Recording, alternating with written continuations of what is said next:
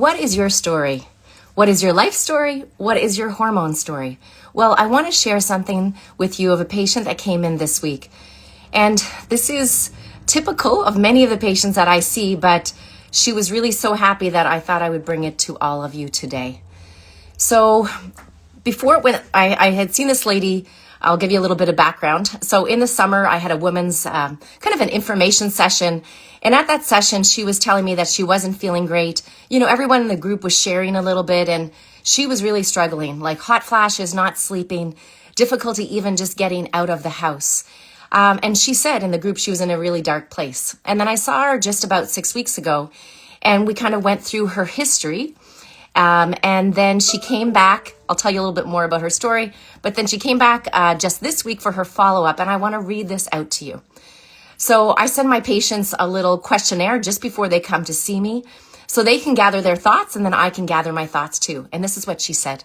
I've been feeling so much better since I started HRT that I actually have hope for the future. The first night that I took the progesterone, I slept for 8 hours, and I honestly couldn't believe it. I have struggled with insomnia for too many years, so this medicine has definitely changed my life for the better. I have more energy, and I'm living and feeling like a normal person again. I no longer stay in bed all day because I'm exhausted. I have had only one hot flash since our last visit and working hard to change my lifestyle. So it was wonderful to not only see those words before I met with her, but then to hear her share her story. Like literally when she walked into the room, I could see this glow on her face. She was standing taller. Her face just looked brighter. She even lost a few pounds. But it was really the joy, and she couldn't wait to tell me and see me because she was feeling so much better. So what is going on? You know, what is happening in women's lives, and where is part of the story being missed? So I'll tell you now a little bit more about her and the process that I take when I see somebody. So medicine is not always about looking just at the numbers on a piece of paper, right? So she came in to see me. She also has arthritis, which she's been on medicines for years, and she's been on a sleeping tablet for about 10 years or so. So she's been taking these medications and still not feeling optimal. And she has a specialist for her arthritis, but the rheumatologist said, well, these are the medicines that you can take, and no one's really spoken to her about menopause. And this is the transformation that we had in 6 weeks. But her other health history, she also had irritable bowel syndrome. Kind of her bowels were on and off all the time. She does have iron deficiency, and she had a vitamin B12 deficiency, which she was taking medicines for. So when she came to see me at the initial visit, I have, her full health history. I ask all kinds of questions. Again, I get people to fill out a form before they come to see me because I want them to think about all the parts of their life that are going on. It's their health history, their family history, their childbirth, dental infections, concussions, car accidents, whatever it may be, because all of this can influence how you are feeling in the moment. So I take all that health history, and then we come in and we have a really great chat. And then I do blood testing as well. So the other thing that we discovered for her with her blood testing is that she didn't have prediabetes, but she did have advanced insulin resistance. Because one of the symptoms she was complaining with is that she just can't take off the weight. And this is a lady that knows, how to exercise, how to eat well. But she also said, my cravings are terrible. I just eat sugar all the time. I just have no motivation to do anything better. So when we did the blood work, her insulin resistance score came back at 3. And optimally, this should be less than 1.9. So then we had the great conversation at her first visit. We said, well, what would be the next steps for you? So she's 52. She went through menopause at 51. So she's a postmenopausal woman. She was having hot flashes. So that's pretty easy. The number one treatment that we know helps with hot flashes is estrogen. So she decided to go on an estrogen patch. And then whenever we put someone on estrogen, if they still have a uterus, then they also need to have progesterone. But not only for the fact that to help with the balancing out the estrogen, but also she was having such difficulty sleeping. And as you can see here from her note, that first night for her, progesterone was like a wonder drug. Progesterone it's the feel-good hormone in our bodies. When a woman is pregnant And many women feel super good and elevated. That's because their hormones are really high, especially progesterone. So I started her on progesterone, 100 milligrams, a capsule that she would take at bedtime. And then she was having some vaginal symptoms as well. And so I started her on Vagifem for vaginal dryness. But then we started speaking a little bit about the vitamins that she was taking. So she was already on vitamin D. She was taking it daily. She was taking a B12 and she was taking iron. The other thing that she wasn't taking was fish oil. So I got her to start at that. We know that fish oil, omega-3s are very beneficial for the body, for the brain, for inflammation. And remember, this is a lady that has arthritis. She has an autoimmune condition and she's on medications, very strong medicines for arthritis. So she definitely needed to have the omega-3 added in through there as well. But when it came down to the discussion about blood sugar, so she's not overweight. She is a normal weight woman, but she knows that she wasn't eating well. She wasn't exercising or moving. But when we discovered that her insulin resistance score was at 3, it really kind of brought that to her attention. And so she said over the 6 weeks since she had gone home, she actually cut out sugar.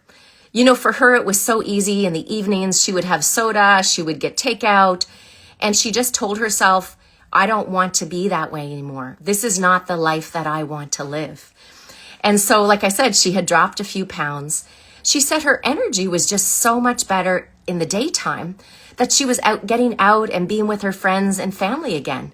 And people even said to her, I'm surprised to see you out.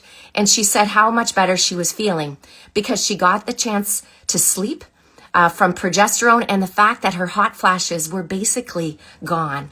This is in 6 weeks. So, as I tell you her story, there's parts of it that sound like a miracle story.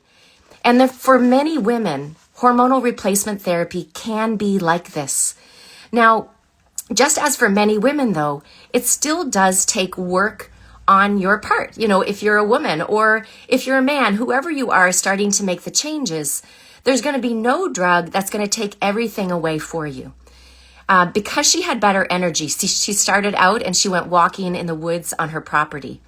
Because she felt better and she was well rested, she made better choices. And she just knew that sugar isn't something that she wanted to go to. And so I'm really looking forward to the progression of her journey to see how she feels. So what else did we do in her assessment? So I asked her about her sleep. So again, she was on a sleeping medication, and on her own, she had already weaned that down to half. Now, she was taking the medication called Zopiclone or Imovane. So we know that this category of medications, when taken over many years, can impact your cognitive function. So what does that mean?